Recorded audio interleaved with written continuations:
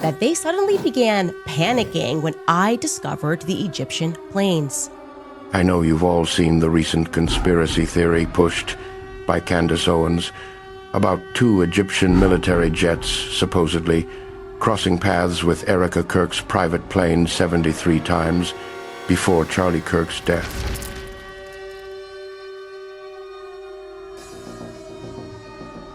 About the Egyptian military plane that left Provo on the morning of Charlie Kirk's assassination, I got the time zone wrong by a couple of hours, and they completely overreacted. I mean, an account that didn't even exist wrote, "Oh, the time zone is wrong." Next thing you know, it was trending, and they pretended it had been officially debunked just because the departure time was wrong. But that wasn't even enough for them. They were so alarmed. Here's exactly what she's claiming.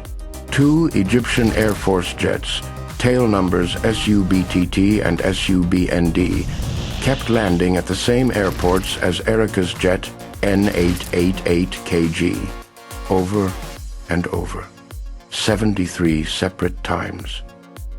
She says the odds of that happening randomly are basically impossible, like 1 in a billion, and uses big red circles on screenshots to show the proof. The implication is clear. Egyptian intelligence was watching Erika, and it might be tied to what happened to Charlie. The reality is a lot simpler. When actual flight tracking experts and regular people with access to FlightAware, Flight Radar 24, and ADS-B Exchange went to verify those 73 matches, they found nothing. 0. The Egyptian jets have barely been in the United States at all in recent years. One of the few times SUBTT was here, Candace's own example fell apart because of a time zone error. The plane had already left hours earlier. The other jet almost never leaves the Middle East.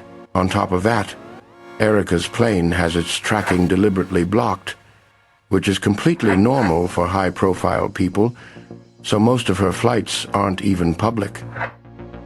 In other words, the entire 73 hit statistic comes from an anonymous source that no one else can check. That's it. And that's the real issue here. You don't have to invent facts from nothing. Just take a couple real flights, ignore the thousands that don't match, hide the timestamps that ruin the story, and boom, you've got a viral conspiracy that sounds airtight. Do it enough times, and people stop trusting anything except the version that keeps them scared and clicking.